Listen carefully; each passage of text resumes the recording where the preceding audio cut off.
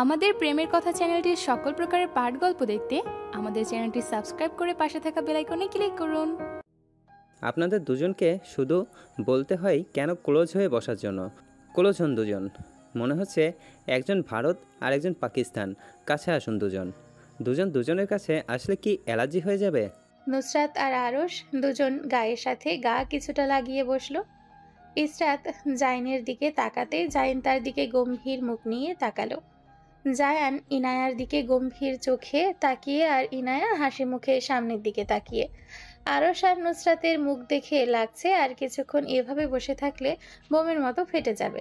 দুজন দুজনের দিকে অগ্নি দৃষ্টিতে তাকিয়ে ডিএসএলআর ম্যান ঠাস করে ফটো তুললো আর মেহেদি অনুষ্ঠান শেষ।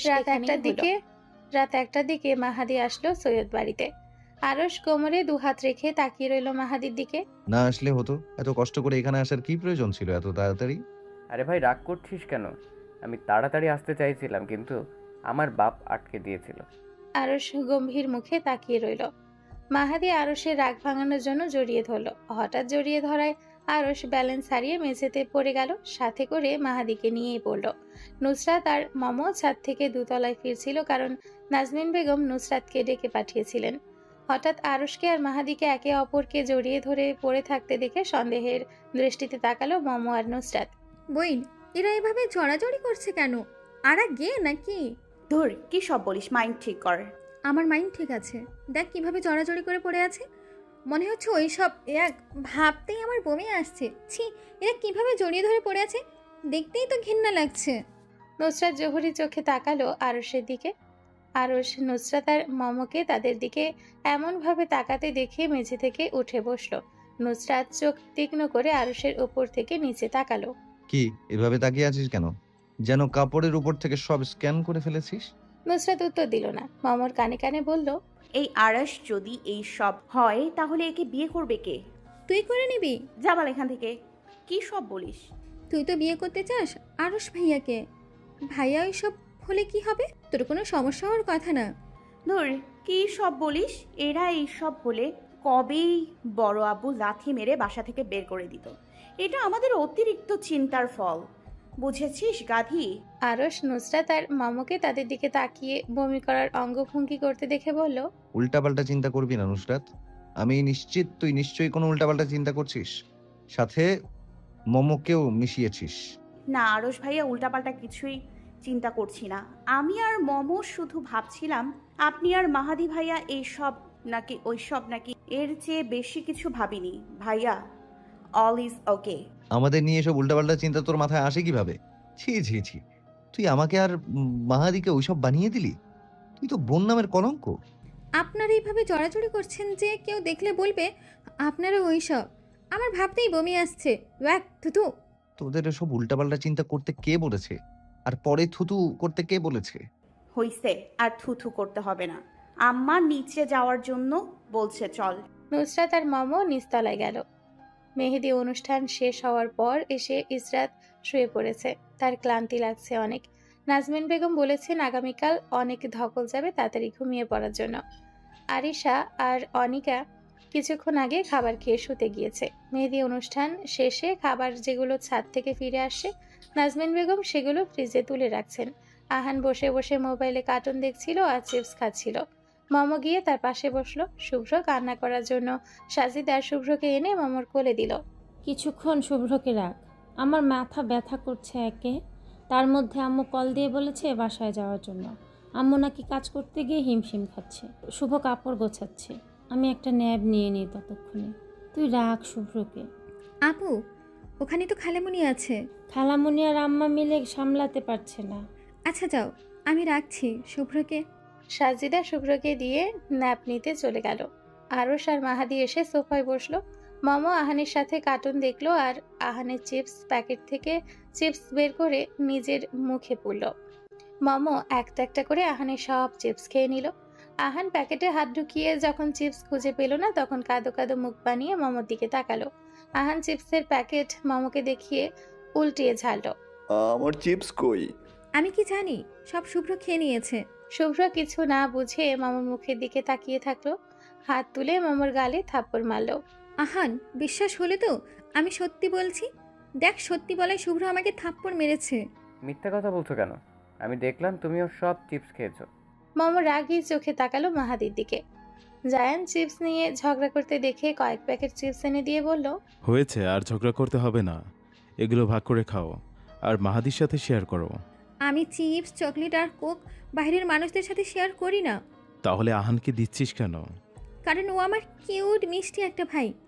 বাহ, এদের চিপস খাওয়ানো হচ্ছে আর এদিকে আমি কাজ করতে করতে কোমর বাঁকা হয়ে যাচ্ছে, তা কারোর চোখেই লাগছে না। কেউ এসে আমার কাজে সাহায্য করছে না।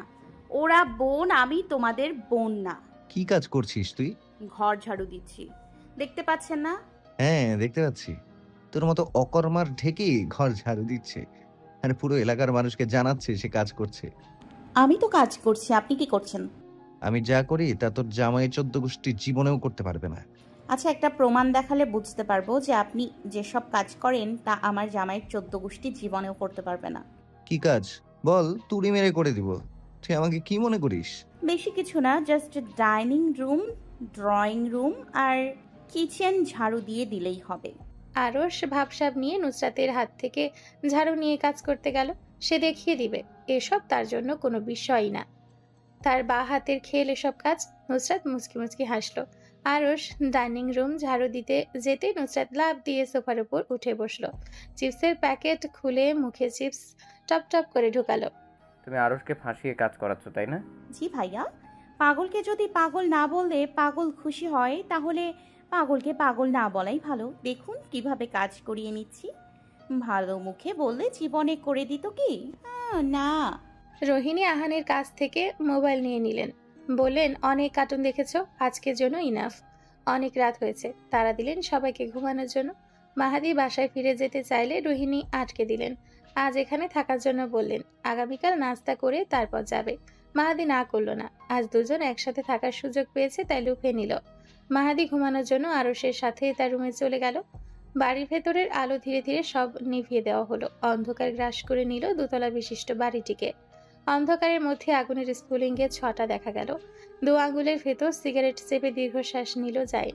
এই সিগারেটও ধোকা দিচ্ছে শালা।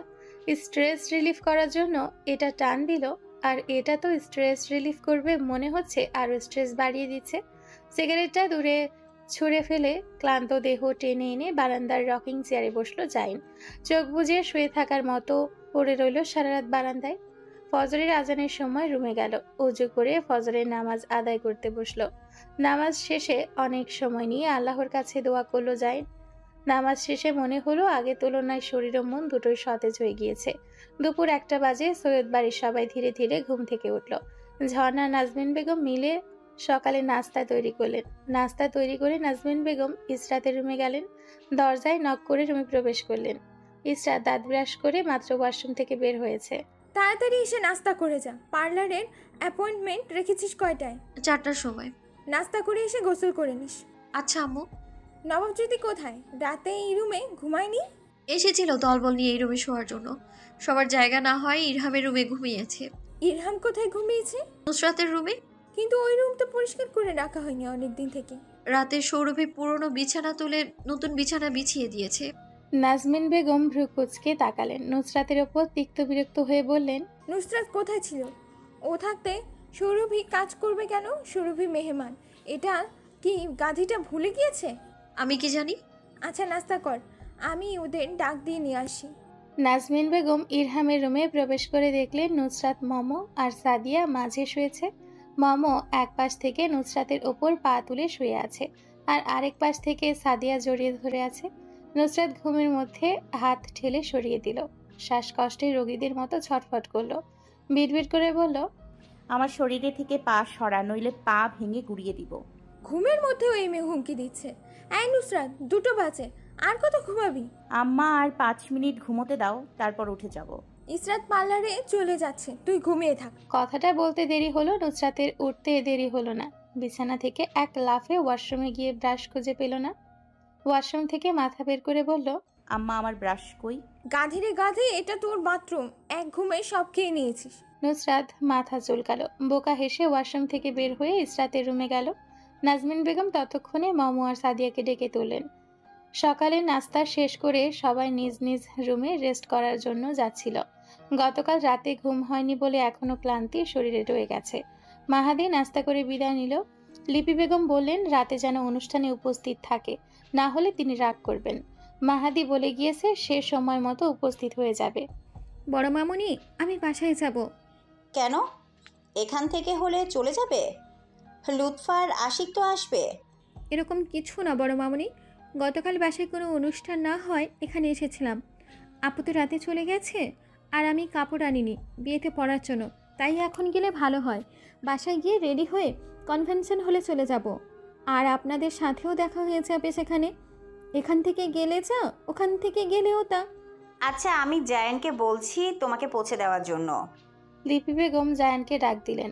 জায়ান নিচে আসতেই তাকে বললেন মমকে বাসায় পৌঁছে দেওয়ার জন্য। মমর পেছন পেছন নুসরাত গেল। জায়ান গাড়ি বের করে বাড়ির গেটের বাইরে বের করেছে। মম গিয়ে বসতে যাবে, নুসরাত বলল, পেছনে বস, আমি তোকে নিয়ে যাব। জায়ান বুঝলো না কথা। ড্রাইভিং সে করবে, নুসরাত কিভাবে নিয়ে যাবে? জায়ান কিছু বলতে যাবে, নুসরাত থামিয়ে দিল। ভাইয়া, আমি জানি আপনি কি বলবেন। আপনি গাড়ি চালালে আমি কিভাবে নিয়ে যাব, তাই না? আজ আমি আপনার কার চালাই ভাইয়া, প্লিজ না করবেন না ভাইয়া, প্লিজ। ছোট বোন হিসেবে আবদারটা রাখুন ভাইয়া, প্লিজ। তুমি গাড়ি চালাতে পারো? জি ভাইয়া। তোমার ড্রাইভিং লাইসেন্স আছে? জি না ভাইয়া, যদি ট্রাফিক পুলিশ লাইসেন্স দেখতে চায় আপনারটা দেখিয়ে দিব। ওকে আচ্ছা, আসো ড্রাইভিং করো। আজ প্রথমবার বলছো আর এত রিকোয়েস্ট করছো বলে দিলাম, না হলে কোনো দিন দিতাম না। নুসরাত গাড়িতে উঠতে যাবে, ইসরাত পেছন থেকে হাত টেনে ধরল। নুসরাতকে দাঁড় করিয়ে রেখে নিজে ড্রাইভিং সিটে উঠে বসল। একি, তুই কেন বসলি ড্রাইভিং সিটে? মানুষ কেন ড্রাইভিং সিটে বসে? গাড়ি চালানোর জন্য। তাহলে জিজ্ঞেস করছিস কেন, বলদ কোথাকার? আমি আগে বলেছি আমি ড্রাইভিং করব, এখন তুই উড়ে এসে জুড়ে বসলি। তো কি হয়েছে? তুই চালাস, আমি চাল, একজন চালালেই তো হয়। নুসরাত মুখ ফুলিয়ে ফ্রন্ট সিটে জানালায় এসে টকটক করে আওয়াজ করলো। জায়ান কাজ নামিয়ে জিজ্ঞেস করলো, কি? ভাইয়া, আপনি ব্যাক সিটে যান, আমি ফ্রন্ট সিটে বসবো। আচ্ছা, আমার বোন বসে যাও, তবুও গাড়ি চালাও। বেচারির দেরি হয়ে যাচ্ছে, কখন থেকে গাড়িতে বসে আছে। নুসরাত গাড়িতে উঠে বসলো। ইসরাত গাড়ি ধীরে ধীরে চালিয়ে বাসার মোড়ে আসলো। মেন রোডে আস্তে আস্তে গাড়ি চালাতে দেখে নুসরাত বলল, এই স্পিড দে, গাড়ি চালাচ্ছিস না ঠেলা গাড়ি চালাচ্ছিস? এরকম চালালে সারা জীবনেও মমর বাসায় পৌঁছতে পারবি না। ইসরাত নুসরাতের দিকে তাকিয়ে ঠোঁট বাঁকিয়ে হাসলো, পেছন দিকে তাকিয়ে বলল, Attention please, take your seat belt. I will increase the speed of the car now. Be ready. Zayan আর মমো সিট বেল্ট লাগানোর আগে ইসরাত গাড়ির গিয়ার পরিবর্তন করলো। রাস্তার চারিপাশ তাকিয়ে খালি দেখলো ইসরাত। রাস্তা খালি দেখে গাড়ি ঝড়ের গতিতে চালাতে লাগলো। গাড়ির গতি 40 থেকে 160-এ নিয়ে গেল। ঈশাদ, গাড়ির গতি কমাও, না হলে অ্যাক্সিডেন্ট হতে পারে। নুসরাতের উচ্ছ্বাসিত কণ্ঠ সামনের সিট থেকে ভেসে আসলো। আরো স্পিড দে, মনে হচ্ছে গাড়ি না প্লেন। লা হাওলা ওয়ালা কুওয়াতা ইল্লা বিল্লাহিল আলিয়্যিল আযীম। আল্লাহ মাফ করে দাও, আর জীবনে আপু গাড়ি চালালে আমি গাড়িতে উঠবো না।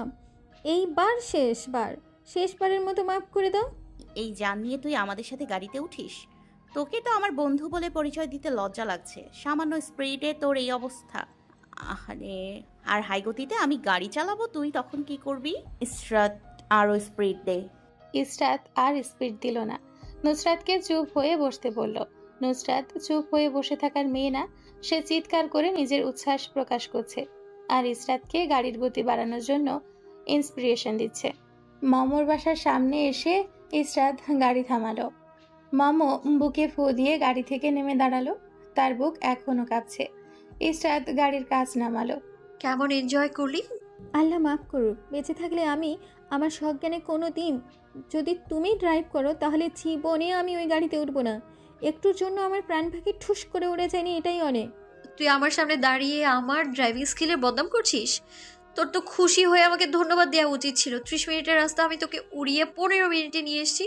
জি আপা, অনেক ধন্যবাদ। এবার বাসায় গিয়ে রেডি হন।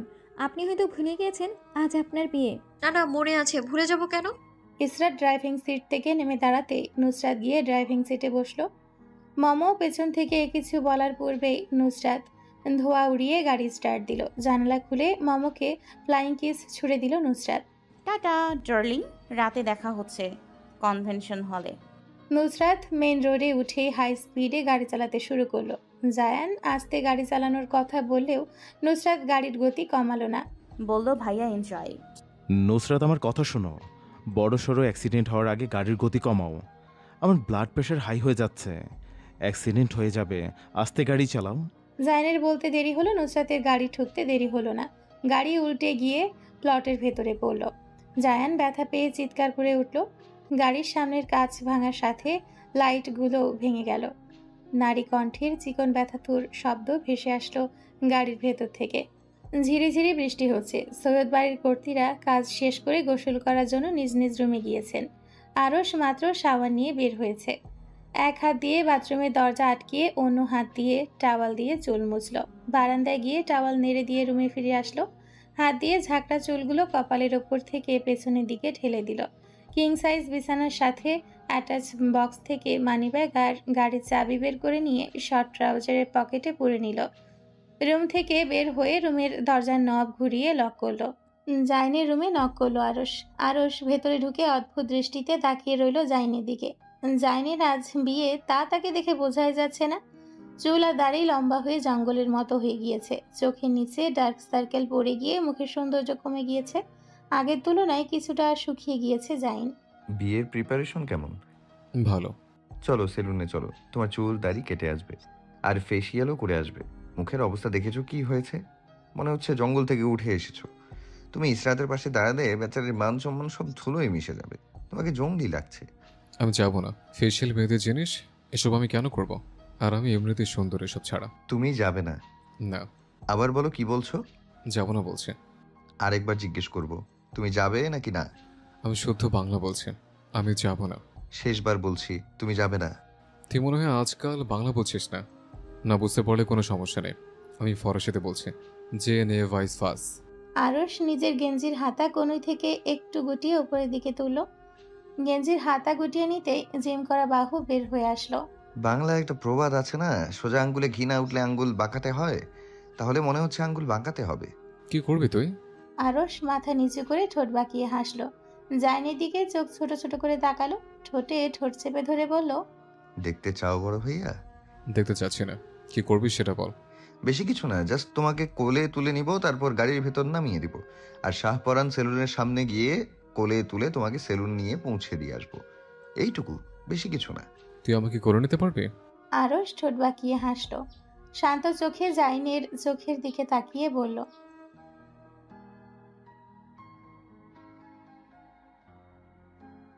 আরশের চোখে মুখে কিছু একটা ছিল যা দেখে জাইন রাজি হলো।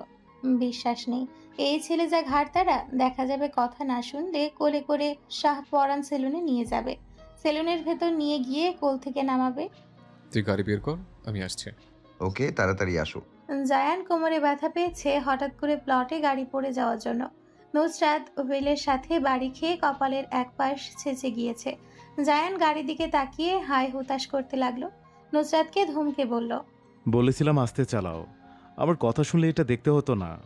আমার ভালোবাসা, আমার জান, আমার গাড়ি, এটা কি করলি নুসরাত? গাড়িটা নিমেষে শেষ করে দিলে। নুসরাত গাড়ি যেখানে স্ক্র্যাচ পড়েছে সেখানে পা দিয়ে লাত মারল। গাড়িতে লাত মেরে নিজের পায়ে ব্যথা পেল। জায়ানকে আবার হাই হুতাশ করতে দেখে নুসরাত জায়ানের দিকে রাগী চোখে তাকিয়ে ধমকে উঠল, ট্রিপিক্যাল মাইয়াগো মতো করছেন কেন? মনে হচ্ছে এক্ষুনি কান্না করে দেবেন। পুরুষ মানুষ আবার এসব ন্যাকামি করে নাকি? আমার এত কষ্ট করে কেনা গাড়ি তুমি এভাবে ভেঙে দিলে। তোমার কাছে গাড়ি দেয়া আমার জীবনের সব থেকে বড় ভুল হয়েছে। গাড়ি ধীরে চালালে তো আর অ্যাক্সিডেন্ট হতো না। নুসরাত গাড়িতে আরো একটা লাত মারল। জায়ানের রাগ গাড়ির ওপর দেখালো। জায়ানকে তার উপর চিৎকার করতে দেখে নিজেও চিৎকার দিল। এটা কিসের গাড়ি? এটাকে গাড়ি বলতে আমার লজ্জা লাগছে। একে তো ঠেলা গাড়ির মতো চলে, তার মধ্যে হালকা স্পিড দিতেই পড়ে গিয়ে লাইট ভেঙে গিয়েছে, সাথে স্ক্র্যাচ পড়ে গিয়েছে। ঠেলা গাড়ি বললে ঠেলা গাড়ির অপমান হবে। বালের জাতের গাড়ি। গাড়ির নাম কি? এসব গাড়ি কেনার কথা কে বলে আপনাদেরকে? জায়ান নুসরাতের দিকে তাকিয়ে রইল। গাড়িতে স্ক্র্যাচ ফেলে বিন্দুমাত্র লজ্জা বা অনুশোচনা হচ্ছে না। গলা ফাটিয়ে তার উপর চিৎকার করছে আর বলছে, এসব গাড়ি কে কিনছে? Audi A4। দাম কত হবে বাংলাদেশি টাকায়? আমি জানি না, আরুষ কিনেছে। আচ্ছা, আরুষের কাছ থেকে জেনে আমাকে জানিয়ে দেবেন, আমি টাকা দিয়ে দিব। না হলে এর থেকে দ্বিগুণ দামি কার আপনাকে গিফট দিব, কষ্ট পাবেন না। যাও গাড়িতে উঠে বসো। আপনি এই সামান্য গাড়িতে স্ক্র্যাচ আর ভাঙায় আমার ওপর চিড়চিড় করছেন। আপনাদের থেকে শতগুণ ভালো আশিক ওর গাড়িতে আগুন লাগিয়ে দিলেও এভাবে রাগ করতো না যেভাবে আপনি করছেন। আশিক কি এমন কাজ করলো যে আমাদের তুলনায় শতগুণে ভালো? আশিক শুনতে চান? তাহলে শুনুন। আমি আর ইশরাত গাড়ি চালানো শিখতে ইন্টারেস্ট ছিলাম, তাই আশিক আমাকে আর ইশরাতকে ড্রাইভিং শিখিয়েছে। আশিকের কার কতবার ইশরাত আমাদের বাসার বাউন্ডারির সাথে ধাক্কা লাগিয়ে স্ক্র্যাচ ফেলেছে, ও কিছু বলেনি। আমি জোর করে গাড়ি চালানোর জন্য ওর কাছ থেকে চাবি নিয়ে নিয়েছিলাম। পার্কিং থেকে বের হওয়ার সময় আশিকের গাড়ি আর এক গাড়ির সাথে লেগে কাঁচ ভেঙে গিয়েছিল। লোকটার গাড়িতে স্ক্র্যাচ পড়ে গিয়েছিল। আশিক গাড়ির মালিকের সাথে কথা বলে ম্যানেজ করেছিল। তারপরেও আপনার মতো চিড়চিড় করেনি, হেসে কথা বলেছে আমার সাথে। আসলে আশিক গরিব হলে কি হবে, ওর মন অনেক বড়, আর আপনারা ধনী হয়েও মন ছোট। অতএব বোঝা যায় আপনারা ধনী হয়েও গরিব, আর আশিক গরিব হয়েও ধনী। আশিকের মতো ভাই ঘরে ঘরে জন্মানো উচিত। আচ্ছা বোন, এবার আপনার ভাষণ শেষ হলে পিছনে বসুন। বাসাতে যাবেন না? প্রায় 3টা বাজতে চললো। নুসরাত ব্যাক সিটে গিয়ে উঠে বসল। বসার আগে গাড়িতে কয়েকবার লাত মারতে ভুলল না। গাড়ি হঠাৎ প্লটে পড়ে যাওয়ায় মেরুদণ্ডের হাড্ডিতে নুসরাত ব্যথা পেয়েছে, তাই গাড়ি থেকে নামলো না। পিঠে চিনচিন ব্যথা করছে। জায়ান করুণ চোখে গাড়ির দিকে কিছুক্ষণ তাকিয়ে গাড়িতে উঠে বসল। দারোয়ান গেট খুলে দিতেই জায়ানের গাড়ি বাড়ির ভেতর প্রবেশ করলো। গাড়ি থামার পর ইসরাত গাড়ি থেকে নেমে বাসার ভেতর চলে গেল। ইসরাতের সাথে হাই হ্যালো করে আরশ বাসার ভেতর থেকে আঙ্গুলে চাবি ঘোরাতে ঘোরাতে বের হয়ে আসলো। জায়ান আর নুসরাত গাড়ির সামনে দাঁড়িয়ে কোমরে হাত রেখে ঝুঁকে স্ক্র্যাচ দেখছিল। লাইট ভেঙে যাওয়ায় লাইটের আশেপাশে যে সকল কাঁচ ঝুলে রয়েছে, নুসরাত পা থেকে জুতো খুলে বাড়ি দিয়ে ভেঙে ফেলল। আরশ নুসরাত আর জায়ানকে গাড়ির দিকে ঝুঁকে থাকতে দেখে কৌতূহলবশত এগিয়ে আসলো। গাড়ির কাছে এসে গাড়ির এই অবস্থা দেখে আরশের চোখ ছানা বড়া হয়ে গেল। জায়ানের দিকে একবার তাকিয়ে আবার গাড়ির দিকে তাকালো আরশ। অতিরিক্ত শকড হয়ে আরশের মুখ দিয়ে কোনো কথাই বের হলো না। নিজেকে ধাতস্থ করতে আরশের সময় লাগলো। জায়ানের দিকে রাগী চোখে তাকালো, দাঁতের সাথে দাঁত চেপে কটমট শব্দ করলো, গাড়ির এই অবস্থা কে করেছে? আরশ গাড়ির যেখানে যেখানে স্ক্র্যাচ পড়েছে হাত দিয়ে স্পর্শ করলো। করুণ চোখে তাকিয়ে রইল গাড়ির দিকে। নুসরাতের আরশের মুখ দেখে হাসি আসলো। নুসরাত নিজেকে ধমকালো, don't love, don't do this Nusrat, I will kill you Nusrat, don't love. নিজেকে শাসিয়েও নুসরাতের হাসি থামলো না। হাত দিয়ে ঠোঁট থেকে মুখ পর্যন্ত চেপে ধরল। গাড়ির এই অবস্থা কিভাবে হলো? নুসরাত জায়ানের শার্ট ধরে টেনে নিচের দিকে নামালো। জায়ান কিছুটা কাত হয়ে নিজের কান নুসরাতের মুখের কাছে নিয়ে আসলো। ভাইয়া, আরশ এরকম রিয়্যাক্ট করছে কেন? মনে হচ্ছে গাড়ি তোমার না আরশের। এখন এটা বলো না গাড়ি তোমার না আরশের। এটা বললে আমি বিশ্বাস করব না। বোন, গাড়ি আমার, কিন্তু কিন্তু কি? গাড়ি যেমন আমার তেমন আরশের। গাড়ি কেনার সময় 50% টাকা আরশ দিয়েছে, আর 50% আমি। ভাইয়া, এটা আপনারও তো গাড়ি, তাহলে আপনার দিকে এরকম চিবিয়ে খেয়ে ফেলা লোক দিচ্ছে কেন? আমার দিকে না বোন, তোমার দিকে দিচ্ছে। আমার দিকে। নুসরাত আরশের দিকে একবার তাকিয়ে জায়ানের গা ঘেঁষে দাঁড়ালো। আরশকে তার দিকে লাল চোখ নিয়ে তাকাতে দেখে নিজের দু গাল চেপে জায়ানের পেছনের দিকে গেল। আরশ কাজ চেক করতে ঝুঁকতেই নুসরাত পালানোর চিন্তা করলো। নুসরাত পেছন ঘুরে যেতে নিবে, আরশ চিৎকার করে উঠল, একটা প্রশ্নের উত্তর দিতে এত সময় লাগে? কে করেছে এই অবস্থা গাড়ির? ভাইয়া, এবারের মতো বাঁচিয়ে নাও। পারবো না। প্লিজ ভাইয়া, আমার মতো একটা বাচ্চা অকালে মারা যাবে, সেটা আপনি মেনে নিতে পারবেন? হ্যাঁ, পারবো না কেন, অবশ্যই পারবো। ভাইয়া, এবার বাঁচিয়ে নিলে আমি তোমাকে আমার সম্পত্তির 2% দিব। ডিল ফাইনাল করো ভাইয়া, সুবর্ণ সুযোগ। তুমি সম্পত্তি কই বাবা? নাসির উদ্দিনের সম্পত্তি আমি আর ইশরাত ছাড়া কে পাবে? ওখান থেকে আপনাকে 2% দিব। প্লিজ এই ব্যাটার থাপ্পড়ের হাত থেকে বাঁচিয়ে নিন। ওকে, ডিল। আমি তোমাকে বাঁচাবো, আর তুমি আমাকে তোমার সম্পত্তির 2% দিবে। এই মুখে আমের আঁটি ঢুকিয়ে এসে দুজনের কথা বলছিস না কেন? আমার মাথা গরম হচ্ছে। নুসরাত কিছুটা পায়ে ভর দিয়ে উঁচু হয়ে বলল, ভাইয়া, এ তো প্রচুর সিরিয়াস গাড়ি বিষয়ে। গাড়ির প্রতি ওর ইমোশন বেশি।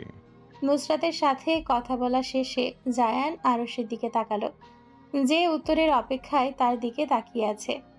গাড়ি ভুলে মামাদের বাসার গেটে ধাক্কা মেরে দিয়েছে। ছোট ভাইয়া, মিথ্যা বলবা না। আমি জানি তোমার ড্রাইভিং স্কিল অনেক ভালো। ড্রাইভিংয়ের সময় হঠাৎ মাথায় চক্কর দিয়েছিল, তাই ব্যালেন্স হারিয়ে গাড়ি ধাক্কা খেয়েছে। আরশ জহুরি নজরে নুসরাত আর জায়ানের দিকে তাকালো। নুসরাত চোরের মতো মুখ লুকালো জায়ানের পেছনে। তাহলে তোমার কপাল ফেটে রক্ত না বের হয়ে ওর বের হচ্ছে কেন? তুমিই তো ড্রাইভিং সিটে ছিলে, তাহলে ওর কপাল ছেঁচে গেল কিভাবে? দেখে তো মনে হচ্ছে হুইলে লেগে আঘাত পেয়েছে। নুসরাত জায়ানের দিকে তাকালো। জায়ান চোখ দিয়ে ভরসা দিল সে বলছে কিছু। আসলে নুসরাত সিট বেল্ট লাগায়নি, এজন্য গাড়িতে ধাক্কা খাওয়ার সাথে ও ধাক্কা খেয়েছে। ওই সময় গাড়ির সামনে আঘাত লেগে কপাল ছেঁচে গিয়েছে। সত্যি কথা বলছো তো? হ্যাঁ সত্যি। মিথ্যা বলছো না তো? না, একদম না।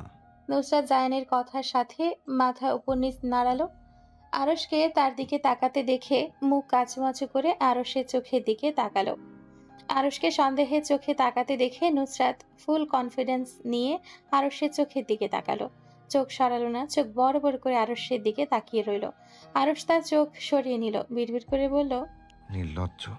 নুসরাতের দিকে তাকিয়ে জিজ্ঞেস করলো, গাড়ির তুই ধাক্কা দিসনি? নুসরাত ওপর নিচ মাথা নাড়িয়ে হ্যাঁ বলল, আবার দুপাশে মাথা নাড়িয়ে না বলল। মুখ দিয়ে বল, তোর ইশারায় কথা বলা আমার মতো সুস্থ মস্তিষ্কের মানুষ বুঝতে পারবে না। আমি কিছু করিনি। সত্যি তো? 110%। জায়ান এসে বলল গাড়ি বের করার জন্য। কোথায় যাবে নিয়ে যাওয়ার জন্য। আরশ গ্যারেজ থেকে গাড়ি বের করে নিয়ে আসলো। বাড়ির গেটের বাইরে যাওয়ার আগে নুসরাতের দিকে তীক্ষ্ণ দৃষ্টি দিয়ে গেল। শালা আমাকে শুধু সন্দেহ করে। ইসরাত গোসল করে বের হতে নুসরাত গোসল করতে গেল। পার্লারে গিয়ে পরার জন্য লেহেঙ্গা বের করে বিছানার উপর রাখলো। ইসরাত দুপুরের খাবার খাওয়ার জন্য নিচে নেমে গেল। 5 মিনিট পর নুসরাত গোসল করে চলে আসলো। ইসরাত কথা না বলে নুসরাতের জন্য প্লেটে খাবার বেড়ে দিল। নুসরাত প্লেট হাতে নিয়ে গিয়ে টেবিলে বসলো। খাওয়া শেষে রুমে গিয়ে বিয়েতে পরার জন্য কাপড় বের করলো। ইসরাত চুল শুকিয়ে জুতো অর্নামেন্টস সব বের করলো। নুসরাত আর ইসরাত দুজন নাসির সাহেবের রুমের সামনে গেল। নক করার পর নাসির সাহেব বললেন ভেতরে আসার জন্য। তিনি গোসল করতে যাচ্ছিলেন। দুজনকে একসাথে আসতে দেখে ভ্রুকুচকে তাকালেন। নুসরাত ইসরাতকে ধাক্কা দিল বলার জন্য। ইসরাত নুসরাতকে ধাক্কা দিল। কি বলবে তাড়াতাড়ি বলো, আমি গোসলে যাব। আপনার গাড়ির চাবিটা দিন আব্বু। কি করবে? জি পার্লারে যাবো আব্বা। তোমাদের ড্রাইভিং করে যাওয়ার দরকার নেই। জায়ানের গাড়ির অবস্থা কিছুক্ষণ আগে কি করেছো তা তো দেখেছি। আব্বু আমি কিছু করিনি। তুমি না করলে তোমার সাথের জন তো করেছে। আমি জায়ানকে বলে দিব তোমাদের পৌঁছে দেওয়ার জন্য। যাও, যা যা পার্লারে নেবে তা গোছাও। নুসরাত আর ইসরাত মুখ কালো করে বের হয়ে গেল। রুমের পাশে কান পেতে বসে রইল। নাসির সাহেব ওয়াশরুমে দরজা লাগানোর শব্দ শুনতেই নুসরাত এসে আবার রুমে ঢুকলো।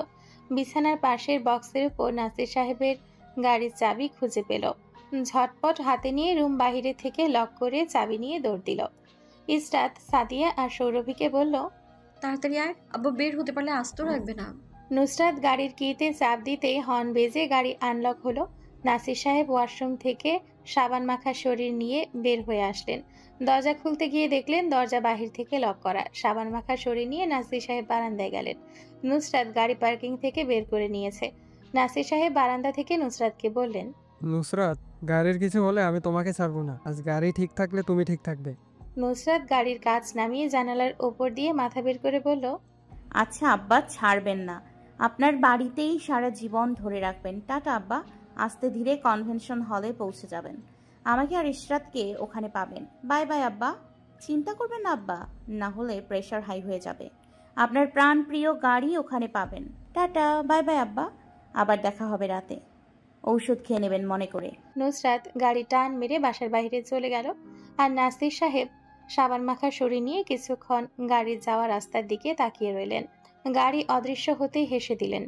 ইসরাতের ব্রাইডাল মেকওভার শেষ হওয়ার পর পার্লার থেকে নুসরাত, ইসরাত, সৌরভী আর সাদিয়া বের হয়ে আসলো।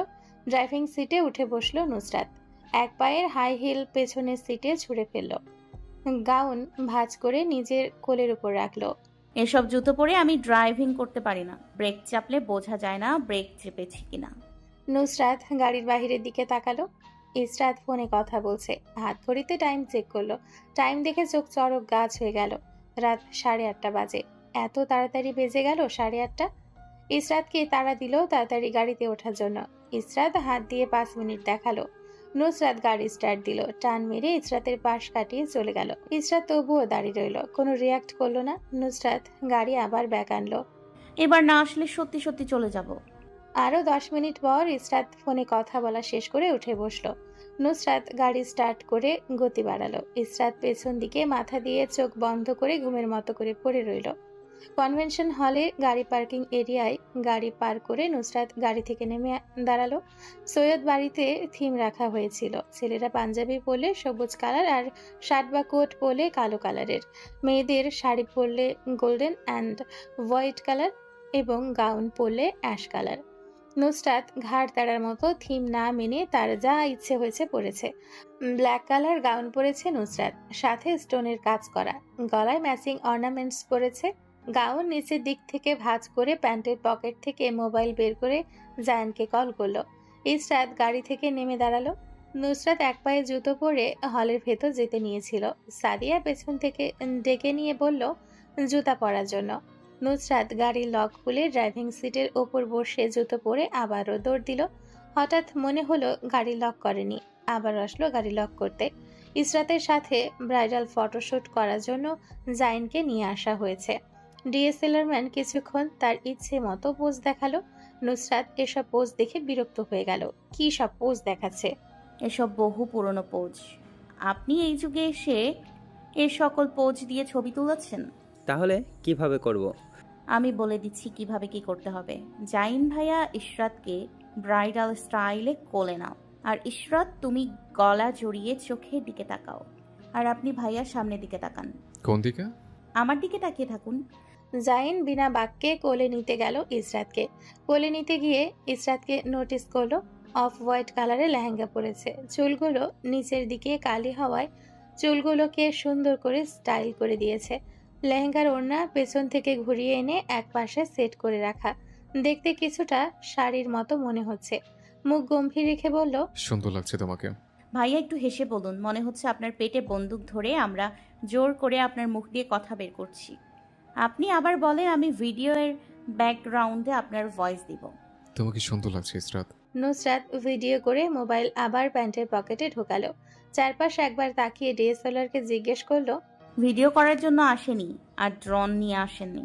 সবাই এসেছে, চিন্তা করবেন না। আচ্ছা, ওরা ড্রোন দিয়ে কি করবেন? ড্রোনে ক্যামেরা সেট করে উড়িয়ে দেবেন আর জাইন ভাইয়া ইশরাতকে কোলে নিয়ে নিচে ঘুরবে। তাহলে সুন্দর একটা ব্রাইডাল শ্যুট হবে। বাইরে ফটো সেশন করে জাইন কনভেনশন হলের ভেতরে চলে গেল। জাইন ভেতরে যাওয়ার 5 মিনিট পর ডেলা আর ইনায়া আসলো। ইনায়াকে নিয়ে ডেলা ভেতরে চলে গেল।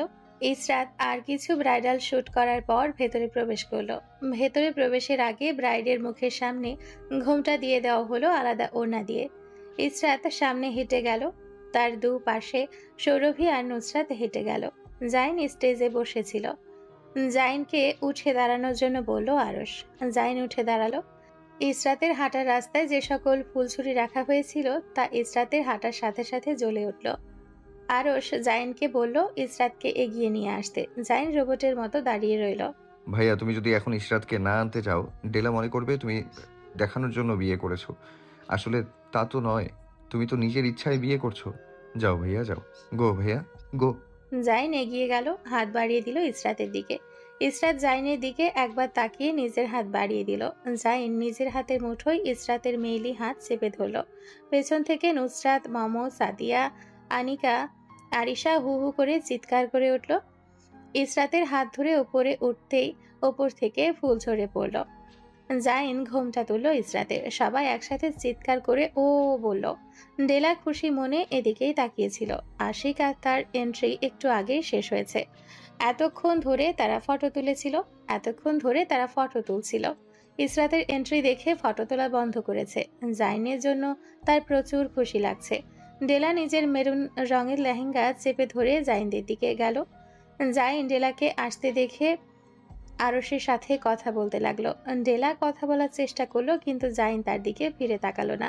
মুখ গম্ভীর করে এদিক ওদিক তাকাতে লাগলো। ডেলা কথা বলতে গেলে জাইন অন্যদিকে হেঁটে চলে গেল। ডেলা মুখ কালো করে জাইনের দিকে তাকিয়ে রইল। 9:30টার দিকে খাবার দেওয়া হলো। সবাই সবার খাবার প্লেটে করে এনে নিজ নিজ সিটে বসে গেল। খাবার খাওয়া শেষে হেলাল সাহেব স্টেজে উঠলেন। মাইক হাতে নিয়ে সকলের দৃষ্টি আকর্ষণ করলেন। আজ যে 2 জুটির অনুষ্ঠান হচ্ছে তাদের আকদ আমরা আগে করে নিয়েছিলাম, পারিবারিকভাবে ছোট করে। আজ শুধু এই অনুষ্ঠান করছি আপনাদের জানিয়ে দেওয়ার জন্য। সব নিয়ম মেনে একবার বিয়ে হয়েছে, তাহলে কিন্তু বড়রা মিলে চাচ্ছিলাম এবার আপনাদের সামনে আবার বিয়ে দেওয়া হোক।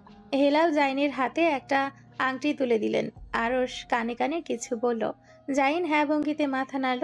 এক হাঁটু গেড়ে বসলো জাইন ইসরাতের সামনে। আংটির বক্স খুলে জাইন বলল, Will you marry me? Will you be mine? Will you be the companion of my joys and sorrows for the rest of my life? Israt কিছুক্ষণ তাকিয়ে থাকলো জাইনের দিকে। শান্ত চোখ জাইনের দিকে তাকিয়ে বলল, I will be. জাইন ইসরাতের হাতে আংটি পরিয়ে দিল। নুসরাত আর মমো হু হু করে মুখ দিয়ে শব্দ করলো। আবার নিয়ম মেনে ইসরাত আর জাইনের বিয়ে দেওয়া হলো। ইসরাত কান্নাকাটি করলো না, রোবটের মতো কবুল বলে দিল। ডেলার বেলা উল্টো হলো। ডেলা কবুল বলতে গিয়ে কান্না করলো। পাকিজা আমার মেয়েকে জড়িয়ে ধরে কান্না করলেন। সৈয়দ বাড়ির সবাই ডেলার কাছে গিয়ে দাঁড়ালেন। ডেলার সাথে তাল মিলিয়ে মমো হু হু করে কেঁদে উঠল। ননদ ভাবি জড়াজড়ি করে দুজন কান্না করলো। নুসরাত পায়ে ভর দিয়ে উঁচু হয়ে ডেলা আর মমোর কান্না দেখলো। মমোর কান্না দেখে হা হা করে হেসে দিল। মোবাইল পকেট থেকে বের করে মমোর ভিডিও করে রাখলো ব্ল্যাকমেল করার জন্য। ডেলা, আশিক, ইসরাত আর জাইনকে দাঁড় করিয়ে দুই কাপলের একসাথে ফটো তোলা হলো। দুই ফ্যামিলির সবাই মিলে একটা ফটো তুললো। রাতের খাবার খেয়ে ধীরে ধীরে সবাই বিদায় নিয়ে চলে গেল। সৈয়দ বাড়ির কর্তাকর্তীরা বাড়িতে ফিরে গেলেন। তারা এখানে থেকে কি করবেন? শুধু মেরুন্নেসা রয়ে গেলেন। আর কয়েকটা ফটো তুলে আপনারা আপনাদের বাসায় আর আমি আমার বাসায় ফিরে যাই। এক কাজ করুন আপু, ব্রাউন কালার চুলযুক্ত আপু আপনার স্বামীকে বলুন এই সোফায় বসতে। আশিক বিনা বাক্যে বসে গেল। ডেলাকে বলা হলো আশিকের কোলে বসে গলা জড়িয়ে ধরার জন্য। ডেলা সেম ভাবে কাজ করলো। জাইনকে বলার আগেই সে বসে গেল। ইসরাত গায়ে গুই করলো। নুসরাত এসে ইসরাতকে টেনে এনে জাইনের কোলের উপর বসিয়ে দিল। সাদিয়া আর সৌরভী বিদায় নিল। নুসরাত হাতের ঘড়ির দিকে তাকিয়ে আজ থাকার কথা বলল। সাদিয়া আর সৌরভী না করে দিল। নুসরাতের গালে চুমু খেয়ে দুজন চলে গেল। ডিএসএলআর ম্যান নুসরাতকে ডাক দিল, সাথে মমকেও।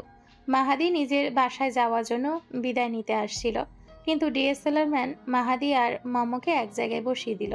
নুসরাত বুঝলো এবার তার পালা। সে সরে যেতে চাইলো, তার আগে ডিএসএলআর ম্যান ডেকে উঠল, আপু আপনি কোথায় যাচ্ছেন? এখানে দাঁড়ান। ভাইয়া আপনি এই চেয়ারে রাজাদের মতো করে বসে এক হাত সামনের দিকে আনুন আর আপুর দিকে তাকিয়ে থাকুন এক দৃষ্টিতে। এমনভাবে তাকাবেন মনে হবে জনম জনম ধরে আপনি ওনার দিকে এভাবে তাকিয়ে থাকতে পারবেন। আর আপু আপনি ভাইয়ার উড়ুতে না হাঁটুর দু আঙ্গুল উপরে দুহাত রেখে হাতের উপর মাথা রাখুন আর উদার চোখে আমার দিকে তাকিয়ে থাকুন। নুসরাত ডিএসএলআর ম্যানের দিকে খুঁতখুত চোখে তাকিয়ে রইল। শালা, তাকে আর একে ছাড়া কাউকে পায় না বসিয়ে দেওয়ার জন্য। আমি কেন উদাস চোখে আপনার দিকে তাকাবো? আমি ওই দেয়ালের দিকে তাকাবো। আর ভাই, আপনি আমাকে ছাড়া আর কাউকে পান না ওনার সাথে ফটোশ্যুটের জন্য। আমি মাহাদি ভাইয়ার কাছে যাচ্ছি। আর মমো, তুই আরশ ভাইয়ার কাছে আয়। গতকাল আমি আর ভাইয়া অনেক ফটোশ্যুট করেছি। কি বলেন আপু, আপনাদের কাপড় ম্যাচ হচ্ছে একজনের আরেকজনের সাথে। দেখুন ভাইয়া কালো কোট পরেছে আর আপনিও কালো গ্রাউন্ড পরেছেন। আপনাদের দুজনকে অনেক সুন্দর লাগছে। আর আপনি যে আপু কথা বলছেন উনি এসে ভাইয়ার কাছে দাঁড়ালে খাটো লাগবে, ওনাদের সুন্দরও লাগবে না। নুসরাত ভ্রু কুচকে তাকালো, চোখ ছোট ছোট করে বলল, আমরা বসে ফটোশ্যুট করব, তাহলে ওকে খাটো দেখাবে কেন? ফাউল লজিক দেবেন না ভাইয়া। আমি মাহাদি ভাইয়ার সাথেই বসবো, আমি আরশ ভাইয়ার সাথে বসবো না। মমো ফোরন কাটলো। নুসরাতের কথার মাঝে নিজের কথা ঢুকিয়ে দিল, আমি ছোট ভাইয়ার সাথে ফটো তুলতে পারবো না। কেন তুলবি না? তোকে তুলতে হবে। আমি তুলবো না, আমার ভাইয়াকে ভয় লাগে। তোর কেন ভয় লাগবে? এ বাঘ না ভাল্লুক যে ভয় লাগবে? ভাইয়া তোকে খেয়ে ফেলবে। আচ্ছা ভয় লাগতেই পারে, কিন্তু ভাইয়াকে কেন ভয় লাগে সেটা বল। ভাইয়ার চোখ দিয়ে কিভাবে তাকায়, মনে হয় চোখ দিয়ে গিলে খাবে। আমার ভয় লাগে ভাইয়ার চাহনি দেখলে। এই মাইয়া, একজন বইলে হয় এত তামাশা করো কে? নুসরাত মেহরুন্নিসার কথা পাত্তা দিল না। আরশ নীরব দর্শক হয়ে ওদের কথা শুনছিল। জাইন বিরক্ত হয়ে গেল। একে তো এত ধকল গিয়েছে, তার মধ্যে ইসরাতকে কোলে নিয়ে বসে আছে আর ইসরাতের কাপড়ের ভারে পা অবশ হয়ে গিয়েছে। এরা ছবি তুলে ফেলবে, এত প্যাচাল করে কেন? নুসরাত আরশের হাত ধরে টেনে মমর কাছে এনে দাঁড় করালো। পায়ের পাতায় ভর দিয়ে উঁচু হয়ে আরশের সমান হওয়ার চেষ্টা করলো, কিন্তু সমান হতে পারল না। থুতনিতে গিয়ে নুসরাতের মাথা লাগলো। আপনি জিরাফের মতো এত লম্বা কেন? কে বলেছে এত লম্বা হওয়ার জন্য? আচ্ছা যাই হোক, লম্বা হয়ে গিয়েছেন, আর কি করার। আরসের মুখের কাছে হাত দিয়ে চোখ দুটো চেপে ধরে বড় বড় করে দেখালো মমকে। বল, কি দেখে ভয় পাস? ওনার চোখ যেমন আমার চোখ তেমন, তাহলে ভয় পাবি কেন? দেখ, একেবারে নর্মাল চোখ। ওনার চোখে লেন্স আছে, আমার আর তোর চোখেও লেন্স আছে। ওই সেমরি, তুই আমার নাদিরার চোখে নিয়ে টানাটানি করতেছিস কে? মেহরুন্নিসার কথার উত্তর দিল না। আরসের গাল দুদিকে টেনে ধরে বলল, দেখ ভাইয়া হাসছে, তাহলে সমস্যা কোথায়? এত ভয় পাওয়ার কি আছে? ভাইয়া, আপনি হাসছেন না? নুসরাত মমকে জিজ্ঞেস করে নিজেই উত্তর দিল, হাসছে। নুসরাত গাল ছেড়ে দিয়ে নেমে দাঁড়ালো। জাইন গম্ভীর গলায় ধমকে উঠল, আমি কিন্তু উঠে যাব আর 2 মিনিট লেট হলে। আর কতক্ষণ এইভাবে বসে থাকবো? উনি যেভাবে বলছে সেভাবে বসে যাও। কি হবে একদিন বসে গেলে? নুসরাত রাগে জুতো পা থেকে উড়িয়ে ফেলল। পারলে জুতো জোড়া আরসের মাথায় ভাঙতো। সবাই সবার পোজে বসলো। ভাইয়া, আপুর পিঠে হালকা করে হাত রাখুন। রাখার দরকার নেই, এভাবে ঠিক আছে। এত হাত রাখারাখি কি আছে? আরস নুসরাত না করায় ঘাড় তারার মতো পিঠে হাত রাখলো। নুসরাতের পিঠে হালকা করে চিমটি কাটলো।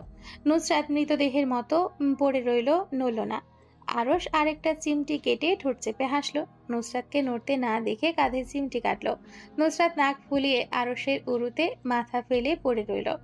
উরুতে কামড় মারতে গিয়েও মুখ সামলালো। রাত 12টার দিকে সব শেষ করে সবাই বাসায় যাওয়ার জন্য রেডি হলো। নুসরাত গাড়ির কি নিজের তর্জনী আঙ্গুলে নিয়ে ঘোরাতে লাগলো। নুসরাত, গাড়ির চাবি দে। আমার সাথে তুই যাবি আর ইশরাত বড় ভাইয়ের সাথে যাবে। নুসরাত গাড়ির কি দিল না। আরসের কথা না শোনার মতো ভান করলো। ডেলা, মমো আর আশিক বিদায় নিয়ে চলে গেল। নুসরাত ইসরাতের লেহেঙ্গার পেছন চেপে ধরল। ইসরাত সামনের দিক উঁচু করে ধরল। ভিডিও ম্যান ইসরাতের পিছু পিছু আসলো। আরস সবকিছু ভালো করে চেক করতে গেল, কেউ কিছু রেখে গিয়েছে কিনা। নুসরাত গাড়িতে উঠে বসলো। ইসরাত লেহেঙ্গা ভাঁজ করে ফ্রন্ট সিটে বসলো। ডিএসএলআর ম্যান কয়েকটা শট নিল এই অবস্থায়। ভিডিও ম্যান ভিডিও অন করে রাখলো। নুসরাত গাড়ি স্টার্ট করলো। আরস কনভেনশন হল থেকে বের হতে হতে চিৎকার করে বলল, তোকে আমি কি বলেছি? কি বলেছেন? একদম হেয়ালি করবি না। আমি কি হেয়ালি করেছি? আমি আর ইশরাত একসাথে ড্রাইভিং করে আসছে, একসাথে যাচ্ছি, এখানে হেয়ালি করার কি? আর দাদি ভাইয়াকে নিয়ে আপনি চলে যাবেন? দাঁড়া 1 মিনিট, আমি তোকে ড্রাইভিং করে যাওয়া দেখাচ্ছি। তুই বিকেলে বলেছিলি না তুই ড্রাইভিং জানিস না, তাহলে ড্রাইভিং করে আসলি কিভাবে? নুসরাত জিব্বায় কামড় মারল। আরে বাস, বলে দিয়েছে নাকি সত্যি কথা। আরস নুসরাতদের গাড়ির দিকে ঝটপট হেঁটে আসতে লাগলো। নুসরাত গাড়ি স্টার্ট করে টান দিল। আরসের পাশ কাটিয়ে গাড়ি ঝড়ের গতিতে। ডিএসএলআর ম্যান হই হই করে উঠল। ক্যামেরার দিকে তাকিয়ে বলল, যাই বলেন আর তাই বলেন, আপুটার গাড়ি চালানোর স্কিল অনেক ভালো। কি এক শট এসেছে, যে দেখবে হাঁ করে তাকিয়ে থাকবে। আরস মুখ গম্ভীর করে তাকিয়ে রইল। দুয়ে দুয়ে 4 মেলালো। তার গাড়ির এই অবস্থা তাহলে নুসরাত করেছে। তার সন্দেহ তাহলে ঠিক। ঠোঁট বাঁকিয়ে হাসলো আরস। এর শোধ তুলবে সে নুসরাতের থেকে। জাইন ডাক দিল গাড়ি বের করার জন্য।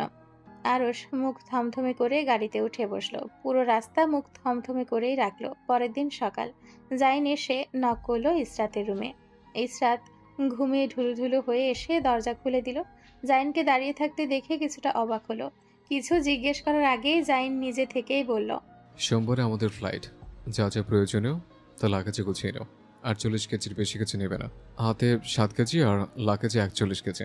বেশি করে গরম কাপড় নিয়ে নিও। 48 কেজি, মনে থাকে যেন। ইসরাতের ঘুম উড়ে গেল জাইনের কথা শুনে। চোখ ছোট ছোট করে তাকিয়ে বলল, আপনি আমাকে আগে বলেননি কেন? মাত্র 2 দিনে আমি কি গুছাবো? 2 দিন অনেক টাইম, গুছিয়ে নিতে পারবে। আজকে থেকে শুরু করো, 2 দিনের আগে গোছানো শেষ হয়ে যাবে। কেস নেবে না কার্ড? বুঝতে পারছি না এক্স্যাক্ট কি বলছেন। টাকা কিভাবে নেবে জিজ্ঞেস করছে। আমার টাকা লাগবে না। কেন? আমার কাছে টাকা আছে। As your wish. আমি কিন্তু টাকা নেওয়ার কথা জিজ্ঞেস করছি। পরে বলো না আমি বলিনি টাকা নেওয়ার কথা। তাড়াতাড়ি শপিং করে লাগেজ গুছিয়ে নিও। ইসরাত মনে মনে জাইনকে গালি দিল। ইচ্ছে করলো চুলে ধরে দেওয়ালের সাথে বাড়ি দিতে, ঘুষি দিয়ে নাক ফাটিয়ে দিতে। শালা, আগে বলবি না? ইসরাত ভেঙালো জাইনকে। 2 দিন সময় আছে, গোছাতে পারবে? 2 দিনে অনেক সময়, তো বাল গোছাতে পারবো 2 দিনে। হঠাৎ মনে হলো নুসরাতের মতো কথা বলছে। কিছু বলছো? জি না। কেন মনে হলো কিছু বলছি? না, মুখ কিভাবে বিকৃত করে আমার দিকে তাকিয়ে আছো? আপনার দিকে কেন তাকিয়ে থাকবো? আমার খেয়ে কাজ নেই মনে হয়? আমি দেয়ালের দিকে তাকিয়ে আছি। জাইন ওহ বলে সামনের দিকে চলে গেল। ইসরাতের ইচ্ছে করলো পেছন থেকে গিয়ে জাইনের কোমরে লাত মারতে। হাত দিয়ে ঘুষি মারার মতো করতে জাইন পেছন ফিরে তাকালো। ইসরাত বোকা হেসে আরেক হাত দিয়ে জাইনের দিকে যে হাত দেখিয়েছিল ওই হাত চেপে ধরল। জাইন এক ভ্রু উপরে তুলে ইসরাতের দিকে তাকালো। ইসরাত বোকা হাসলো হা হা করে। এক্সারসাইজ করছিলাম ভাইয়া। জাইনের কাণ্ডজ্ঞানহীনের মতো কাজ দেখে হেলাল সাহেব কিছুক্ষণ ধমকাধমকি করেছেন। নিজেকে শান্ত করে জিজ্ঞেস করলেন, এতদিন ধরে বলনি কেন? কারণ আমি বুধবারে কনফার্ম করেছি এটা সব থেকে কাছের ফ্লাইট ছিল। পরের ফ্লাইটগুলো 2 মাস 1 মাস পর, তাই এটা কনফার্ম করেছে। তুমি আমার সামনে থেকে যাও জাইন, তোমাকে দেখে আমার রাগ লাগছে। বিদায় হও এখান থেকে। জাইন মাথা নিচু করে রুম থেকে বের হয়ে গেল। লিপি বেগম স্বামীর উপর অভিযোগ করলেন, আপনি জাইন ফিরে যাওয়ার বিষয়ে রাজি হলেন কেন? কেন, কি হয়েছে? রাজি হয়ে ভুল করেছি? এমন করে বলছেন কেন? জাইন ওখানে গেলে আর জীবনে এখানে আসবে না? না আসলে না আসুক, তার বউকে নিয়ে সুখে থাকলেই হয়। আসার প্রয়োজন নেই, বউকে নিয়ে থাকবে এটাই বড় কথা। আপনি এভাবে কথা বলছেন কেন? কিভাবে বলছি? লিপি বেগম রাগী চোখে তাকালেন। হেলাল সাহেব হালকা হেসে বললেন, আচ্ছা বাবা, রাগ করো না। আমি বলি, জাইন যখন যাচ্ছে যেতে দাও। ওখানে থাকলে ইসরাতের সাথে থাকবে। দুজন একসাথে সময় কাটালে দুজনের প্রতি দুজনের সম্মান, ভালোবাসা, মায়া বাড়বে। এখানে থাকলে ডেলা আর আশিক তো বেড়াতে আসবে, বেড়াতে না আসুক, নতুন বউ হিসেবে তো ডেলাকে কয়েকদিন পর দাওয়াত দেওয়া হবে। জাইন ডেলাকে দেখলে ওর মনে কিছু তো হবে। ফ্রান্সে থাকলে তো ও আর ওর সাথে দেখা হবে না, কাজে বিজি থাকবে, মনে পড়বে না। দিন শেষে নিজের স্ত্রীর কাছে ফিরবে, স্ত্রীর প্রতি এতে করে ভালোবাসা বাড়বে। তাই জাইনের ফ্রান্সে যাওয়ানে আমি মত দিয়েছি, বুঝেছো তুমি? লিপি বেগম মাথা উপর নিচ নাড়ালেন, যার মানে তিনি বুঝেছেন। হেলাল সাহেব হালকা হেসে বারান্দায় চলে গেলেন। লিপি বেগম খুশি মনে কিচেনে কাজ করতে গেলেন। ড্রয়িং রুম থেকে চিৎকারের শব্দ শুনে হেলাল সাহেব নিজের রুম থেকে বের হয়ে আসলেন। দারোয়ান সাথে দাঁড়িয়ে 21-22 বছরের এক যুবক ঝগড়া করছে। কি হয়েছে রহমান, চেঁচামেচি করছো কেন? এই ছামরা তাকে নিষেধ করার পরও জোর কইরা বাড়িতে ঢুকে গেছে। আমি আটকানোর চেষ্টা করার মায়ে ধাক্কা দিয়ে ফালাই দিতে চাইছে। আচ্ছা তুমি যাও রহমান, আমি দেখছি। রহমান চলে গেলেন বাড়ির বাহিরে। হেলাল সাহেব এবার ছেলেটার দিকে তাকালেন। কি প্রয়োজন আর কার সাথে দেখা করতে এসেছো? ইসরাতের সাথে। নাম কি তোমার? আর ইসরাতের সাথে তোমার কি প্রয়োজন? আরমান শিকদার রকি। আর আপনাকে আমার দরকার বলতেই বাধ্য নই, যার সাথে দরকার থাকেই বলবো। এভাবে বললে হবে না তো, আমাকে বলো, তারপর না হয় আমি ইসরাতকে ডেকে দেবো। আরমান চিৎকার করে উঠল। হেলাল সাহেবের দিকে চোখ রাঙিয়ে বলল, একবার বলেছি না আপনাকে বলতে বাধ্য নই, তাহলে আবার জিজ্ঞেস করছেন কেন? হেলাল সাহেব মুখ গম্ভীর করে ফেললেন। হাঁটুর বয়সী ছেলে তার উপর চিৎকার করছে। চিৎকার করছো কেন? একটা প্রশ্ন জিজ্ঞাসা করছি, তার উত্তর ভালোভাবেই দিলে হয়। এই ভদ্রলোকের বাড়ি, গলা নিচু করে কথা বলো। আরমানের চিৎকারে সবাই নিজ নিজ রুম থেকে বের হয়ে আসলো। নুসরাত দৌড়ে আসছিল কি হয়েছে দেখার জন্য। সিঁড়ির কাছে এসে আরমানকে দেখে চিনে ওখানেই থেমে গেল। এ তো ওই ছেলে। আরশ নুসরাতের কানের পাশে এসে বলল, কোন ছেলে? নুসরাত দুই পাশে মাথা নাড়ল, কোনো ছেলে না বলে। আরশ প্যান্টের পকেটে হাত ঢুকিয়ে ধীরে ধীরে সিঁড়ি বেয়ে নামল। জাইন বাসায় নেই, শপিং করার জন্য মলে গিয়েছে। জাইনের ক্লায়েন্ট কল করে বলেছে তাড়াতাড়ি যাওয়ার জন্য, তাই জায়ানও বাসায় নেই। আরশ হেলাল সাহেবের পাশে গিয়ে দাঁড়ালো। আরমানের দিকে তাকিয়ে বলল, কি চিৎকার করছো কেন? এটা ভদ্রলোকের বাড়ি, গলা নামিয়ে কথা বলো। ইসরাত কোথায়? কি প্রয়োজন ইসরাতের সাথে? আমি ইসরাতকে বলবো, আপনাকে কেন বলবো? এই ছেলে, এই তুমি আমার মেয়ের নাম ধরে ডাকছো কেন? ও তোমার বয়সে বড় হবে, আপু বলে ডাকো। ইসরাত কোথায়? তোমাদের বলেছি আমাকে এসে অ্যাডভাইস দেওয়ার জন্য। আমার ইসরাতের সাথে প্রয়োজন, তোমরা আমার বাধা দিচ্ছ কেন? আমাকে যেতে দাও। তুমি কেন আমার মেয়ের কাছে যাবে? তুমি কি? তার কৈফিয়ত আপনাকে দিতে আমি বাধ্য নই। আমার ইসরাতের সাথে প্রয়োজন, আপনারা আমাকে যেতে দিন, হ্যাঁ অথবা না, তাতে উত্তর দিন। এত কথা বলছেন কেন? আসল কথা বলো, তারপর যেতে দেবো। তোমরা বুঝতে পারছো না, আমার ইসরাতের সাথে দরকার, তোমাদের সাথে না। ইসরাত নিজ থেকে চিৎকারের শব্দ শুনে রুম থেকে বের হয়ে আসলো। আরমানকে সিন ক্রিয়েট করতে দেখে ভ্রুকুচকে তাকালো আরমানের দিকে। ইসরাত ধীরে ধীরে নেমে আসলো নিচতলায়। কি হয়েছে এখানে? ইসরাতকে দেখে আরমানের চোখে মুখে ঝলক এসে গেল। ইসরাতের দিকে এগিয়ে যেতে নিতেই আরশ এসে মাঝে দাঁড়ালো। আরমান আরশের দিকে লাল চোখ নিয়ে তাকালো। আরশ আরাম করে দাঁড়ালো আরমানের সামনে, গলা কাত করে তাকালো আরমানের দিকে। আরশ শান্ত চোখে তাকিয়ে বলল, তুমি আমার কথা বুঝতে পারছো না ছেলে? বুঝতে না পারলে প্র্যাকটিক্যালি বোঝাতে পারি। তোমাকে কি বললাম? আরমান শুনল না আরশের কথা। আরমান ধাক্কা মারল আরশকে। আরশ আকস্মিক ধাক্কায় নিজের জায়গা থেকে নড়ে গেল। আরমান আরশকে সামনে থেকে সরিয়ে দৌড়ে গিয়ে ইসরাতের হাত চেপে ধরল। ইসরাত হাত ছাড়াতে চাইল, কিন্তু আরমান হাত ছাড়ল না, আরও জোরে চেপে ধরল। আরমান পাগলের মতো করে বলল, ইসরাত প্লিজ আমার কথা শোনো, প্লিজ আমার কথা শোনো, একবার শোনো। ইসরাত নিজের হাতের দিকে চোখ ছোট ছোট করে তাকিয়ে থাকলো। আরমান তার হাতের যে যে অংশ স্পর্শ করেছে ওই দিকে আঙ্গুল তুলে দেখিয়ে বলল, হাত ছড়াও, এখান থেকে হাত ছড়াও। আরমান হাত আরো জোরে চেপে ধরল। ইসরাতের কথা শুনল না, হাত সরালো না ইসরাতের হাতের উপর থেকে। ইসরাত, তুমি বিয়ে করে নিয়েছো? তুমি কিভাবে বিয়ে করতে পারলে? এটা তুমি করতে পারো না। ইসরাত আরমানের কথার উত্তর না দিয়ে সর্বশক্তি দিয়ে চিৎকার দিয়ে উঠল, হাত সরা তুই আমার হাতের উপর থেকে। তোকে বলেছি না হাত সরাতে, তুই হাত কেন সরাস না? ইসরাত ঝাড়া মেরে নিজের হাত ছাড়িয়ে নিল। আরো শেষে আরমানের বুকের কাছের গেঞ্জি চেপে ধরল। তোরে বলেছি না, যা কথা বলার আমার সাথে বল। তুই আমাদের বাড়িতে দাঁড়িয়ে আমাদের বাড়ির মেয়ের হাত চেপে ধরিস? অনেক সাহস বেশি মনে হচ্ছে। বুকের পাটা অনেক বড়। আরমান গেঞ্জি থেকে আরশের হাত ছাড়িয়ে নিল, আরশের বুকে ধাক্কা দিয়ে সামনে থেকে সরিয়ে দিল। দৌড়ে গিয়ে ইসরাতকে জড়িয়ে ধরল। প্লিজ ইসরাত বলো তুমি বিয়ে করনি, এসব মিথ্যে। প্লিজ এটা সত্যি বলো না, প্লিজ। তুমি আমার বিয়ে করতে পারো না, এটা মিথ্যে। মিথ্যে তাই না? আমি তোমাকে ভালোবাসি, তোমাকে ছাড়া আমি বাঁচবো না। I love you. ইসরাত ধাক্কা দিয়ে আরমানকে নিজের থেকে দূরে সরালো। আরমানের গালে সর্বশক্তি দিয়ে থাপড় মারল। আরমানকে একটা থাপড় মেরে ক্ষান্ত হলো না, আরো 2-3টা থাপড় মারল। আমার পারমিশন ছাড়া যেখানে আমার হাত ধরাও পছন্দ করি না, সেখানে তুই আমাকে জড়িয়ে ধরলি। বাহ, তোর তো অনেক সাহস। তোর সেদিন রাস্তায় দাঁড়িয়ে কি বুঝিয়েছি? তোকে বোঝানোর জন্য আমার 8 ঘন্টা সময় ওয়েস্ট হলো। আর তুই কি বুঝলি? এই কি বুঝলি? তুই কিছুই বুঝলি না, যেই সেই রয়ে গেলি। ইসরাত চিৎকার করে উঠল। ড্রয়িং রুমে মিনি কাছের টেবিল এক লাথে দূরে উড়িয়ে ফেলল। হাতের কাছে থাকা ফুলের ভাস দূরে ছুঁড়ে ফেলল। চিৎকার করে বলল, 8 ঘন্টা তোকে আমি কি বুঝিয়েছি? তুই তো কিছুই বুঝলি না। ইসরাত কাছের টেবিল তুলে আছাড় মেরে ভেঙে দিল। তুই জানতি না আমি বিবাহিত? জানার পরেও তুই আমার স্পর্শ করলি? তোর সাহস দেখে আমি স্তব্ধ। বিবাহিত মহিলাকে স্পর্শ করতে তোর বিন্দুমাত্র লজ্জা লাগলো না? তোরে থাপড়ে তোর সামনের পাটির দাঁত ফালাই দিব, বেয়াদব। ইসরাত নিজের রুমে যাওয়ার আগে আরমানের গালে আরো একটা থাপ্পড় মারতে ভুলল না। রুমে যাওয়ার সময় পায়ের কাছে থাকা চেয়ারে লাত মেরে গেল। নুসরাত ওখানে দাঁড়িয়ে দাঁড়িয়ে দেখছিল। ছেলেটার জন্য তার দুঃখ হলো। আহারে বেচারা, এসেছিল ভালোবাসি বলতে, সাথে ফ্রি কয়টা চড়থাপ্পড় খেলো। আরো সেই দিকে তাকিয়ে দেখলো আরো শার্টের হাতা গোটাচ্ছে। নুসরাত যা বোঝার বুঝলো, আরমানের পিঠে আজ পড়বে।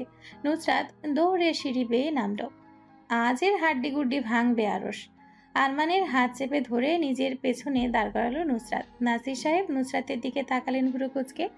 আরে সবাই বেচারার দিকে এমন ক্ষুব্ধ দৃষ্টিতে তাকিয়ে আছো কেন? একজন ব্যক্তি তো আরেকজনকে ভালোবাসতেই পারে, তাই বলে আপনারা সবাই মিলে ওকে গণধোলাই দেবেন? এটা তো ঠিক না। এবারের মতো মাফ করে দিন। অনিকা এসে দাঁড়ালো নুসরাতের পাশে। আরশ এগিয়ে আসলো নুসরাতের দিকে। নুসরাত চোখ বাঁকা করে আরশের দিকে তাকালো। আরমানের বুকের কাছের গেঞ্জি ঝাড়তে ঝাড়তে কিছুটা নিচু হয়ে নিজের মুখ আরমানের কানে নিয়ে বলল, মনে করিস না এদের কথাই তোকে ছাড়ছি। আজ আমার ইচ্ছে হয়েছে তাই তোকে ছেড়ে দিচ্ছি। আজ কাউকে পিটাতে ইচ্ছে করছে না। ও আরেকটা কথা, আর কোনোদিন যদি তোকে এই বাড়ির ত্রিসীমানায় বা আমার চোখের ত্রিসীমানায় পড়িস, আমি তোকে জ্যান্ত কবর দিব। Got it? আরো সরে যেতেই নুসরাত আরমানের হাত চেপে ধরে বাড়ির বাইরে নিয়ে এলো। আরমানের মুখের দিকে তাকিয়ে তার প্রচুর কষ্ট হলো। পিঠে চাপড় মারলো। আরমান নুসরাতের দিকে তাকালো। নুসরাত দাঁত বের করে হাসলো। আরমান নুসরাতের হাসি দেখে কান্না চোখে নিজেও হেসে দিল। নুসরাত পিঠে আরেকটা চাপড় মারলো। শোনো ছেলে, মনে করো না আমি তোমাকে ভালোবাসি বলে বাঁচিয়েছি। তোমাকে দেখে আমার কষ্ট লেগেছে তাই আজ বাঁচিয়েছি, কিন্তু সারা জীবন বাঁচাবো এমন নয়। আচ্ছা, যা বলতে চাইছিলাম শোনো, পড়াশোনা করো ভালো করে। আমি বলবো না অন্যদের মতো করে ইশরাতকে ভুলে যাও। ওকে তোমার দুর্বলতা না বানিয়ে তোমার অনুপ্রেরণা বানাও। ভালো করে পড়াশোনা করো।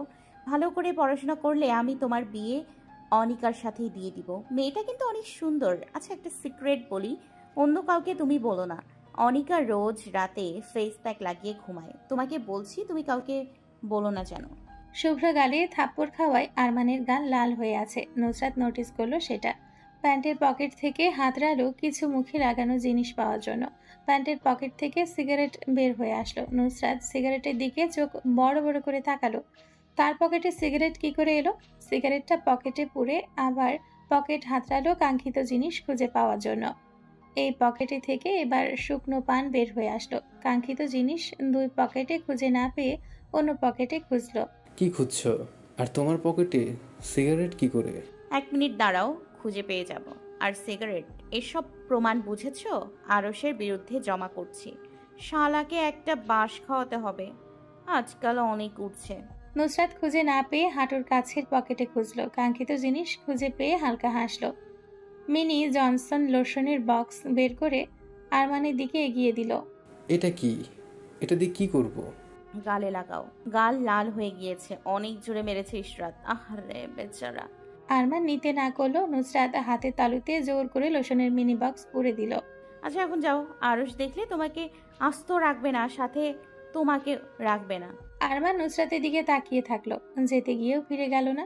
পেছন ফিরে নুসরাতের দিকে তাকালো। তোমার সাথে গেট পর্যন্ত চলো। নুসরাত আরমানের চোখের দিকে তাকালো। চোখ ফুলে গিয়েছে কান্না করার জন্য। নুসরাত আরমানের সাথে পায়ে তাল মিলিয়ে হেঁটে গেল গেটের দিকে। নুসরাত হালকা হেসে গেট খুলে দিল। দারোয়ান কোথায়? সকালে নাস্তা করার জন্য গিয়েছেন। গেট বাইরে থেকে আটকে দিয়ে যেও। নুসরাত বাড়িতে আসার জন্য ঘুরে দাঁড়ালো। আরমান পেছন থেকে ডাক দিল। কেন? I hug you. নুসরাত ভেবাচাকা খেয়ে হা করে তাকিয়ে রইল। আরমান উত্তরের আশা করলো না। ঝড়ের গতিতে এসে নুসরাতকে জড়িয়ে ধরলো। নুসরাতের কানে ফিসফিস করে বলল, কেন? Maybe my sister. নুসরাত কথা বলল না। আরমান নুসরাতের কাঁধে মাথা রেখে পিঠে হাত দিয়ে হালকা চাপড় মেরে ছেড়ে দিল। উত্তরের অপেক্ষায় থাকবো। Bye bye due. আরমান বেরিয়ে গেল। নুসরাত অতিরিক্ত শকড হওয়ায় হা করে তাকিয়ে থাকলো আরমানের যাওয়ার দিকে কিছুক্ষণ। বাড়িতে ফিরে আসার সময় দোতলার বারান্দার দিকে তাকাতেই চোখ চড়গাছ হয়ে গেল। আরশ চোখ ছোট ছোট করে তার দিকে তাকিয়ে আছে। ঠোঁটে মুচকি হাসি, হাতে মোবাইল, যা 2 আঙ্গুল দিয়ে নাচাচ্ছে। নুসরাত যা বোঝার বুঝলো। তার আর আরমানের ছবি তুলেছে আরশ। ইসরাতের পা কেটে গিয়েছে। নাজমিন বেগম ব্যান্ডেজ করে দিচ্ছিলেন। চেয়ারে লাত মারলি কেন? এত রাগ করার কি ছিল? এখন শপিংয়ে যাবে কিভাবে? আম্মু অনলাইনে অর্ডার করে দেবো? অনলাইনে ভালো কাপড় খুঁজে পাওয়া যায় নাকি? এসব খারাপ কাপড় দেয়? আম্মু নুসরাত আছে তো, ও এনে দিবে। নুসরাত চিৎকার করে উঠল, সে যাবে না। ইসরাত বিরক্তির সাথে তাকালো। টাকা দিব, যাবি? নুসরাত চোখ নিচের দিকে নামিয়ে ঠোঁটে ঠোঁট চাপলো। বাঁকা হেসে বলল, এত করে যখন বলছিস না গিয়ে হয়। কত টাকা শপিং করবি? 50,000 টাকা দিব, নিয়ে আসি, সেতে যা পাস। তুই এত টাকা কই পেলি? আব্বু দিয়েছে। আমি ঠিকই বলি, আব্বা আমার আব্বা না। যেদিন ধনী হব আমি অবশ্যই ডিএনএ টেস্ট করব। আমাকে জীবনে তো 50 টাকার বেশি দেয় না। আচ্ছা করে নিস, এখন কানের পোকা খাস না। নুসরাত মায়ের কথা পাত্তা না দিয়ে মনে মনে গুনল ইসরাতের টাকা থেকে কত টাকা মারা যাবে। মনে মনে ভেবে নিল কমপক্ষে 20,000 টাকা মেরে দেওয়া যাবে। এটা বোন হিসেবে তার দায়িত্ব। আমি যাব, আমাকে কত টাকা দিবি? কত টাকা নিতে চাস তুই? আজ যত বলবি ততই দেব। নুসরাত উড়ে আসার মতো করে এসে ইসরাতের গালে চুমু খেলো। আবার সেকেন্ডের সাথে নিজের জায়গায় ফিরে গেল। বেশি না, মাত্র 5,000 টাকা দিলেই হবে। আচ্ছা দিবনে। কোথায় যাবি? লোকাল বাজারে। নুসরাত সাবধান, লোকাল বাজারে যাবি না। তাড়াতাড়ি যাবি আর তাড়াতাড়ি আসবি। তুই লোকাল বাজারে গেলে বিকেলের আগে বাসায় আসবি না। ইউনিমার্টে যাবি, ওখান থেকেই কিনে আনবি। দাম নিয়ে একদম ছ্যাঁচড়ামো করবি না। লোকাল বাজারে কাপড়ও ভালো পাওয়া যায় না। নুসরাত মাথা উপর নিচ নাড়ালো। মনে মনে হিসেব কষলো, লোকাল বাজারে গেলে সব টাকা তার পকেটে, আর ইউনিমার্টে গেলে সব টাকা উড়ে যাবে। সে তো লোকাল বাজারেই যাবে, কেউ তো আর জানবে না। নুসরাত কাবার থেকে লং টপস বের করে পরে নিল। মাথায় হিজাব বেঁধে নিয়ে আবারও খুলে ফেলল। বাজার ঘুরতে ঘুরতে মাথা গরম হয়ে যাবে পরে। ওনা ঠিকভাবে মাথায় পেঁচালো। নাজমিন আরশকে নুসরাতকে নিয়ে যাওয়ার জন্য বললেন। আরশ বলল আসার জন্য, সে ফ্রি আছে, নিয়ে যাবে নুসরাতকে। নুসরাত মুখ ফুলিয়ে বাড়ির সামনে গিয়ে দাঁড়ালো। আরশ গাড়ি পার্কিং এরিয়া থেকে বের করে নিয়ে আসলো। নুসরাত গাড়িতে উঠে বসলো। কোথায় যাবি? লাল দিঘির পার। ওখানে কেন? ব্লু ওয়াটারে চল। না, আমি ওখানে যাব। ওখানে কি এমন মধু আছে যে ওখানে তুই যেতে চাচ্ছিস? আপনি বুঝবেন না। আচ্ছা, শপের নাম বল। কিসের শপ? আমরা যে মলে যাব তার নাম কি? আমরা কোনো মলে যাচ্ছি না, আমরা লোকাল বাজারে যাচ্ছি। ইয়াক, সবে যাবি? সবে কত ভিড় থাকে, আমি যাব না। আর কাপড়ও ভালো হয় না। আপনি যখন আমার সাথে আসছেন তাহলে আমি যেখানে যাব ওখানে যেতে হবে। নেন, গাড়ি টান দিয়ে লোকাল বাজারে নিয়ে যান। আর কে বলেছে কাপড় ভালো হয় না? লোকাল বাজারে কম দামে ভালো প্রোডাক্ট পাওয়া যায়।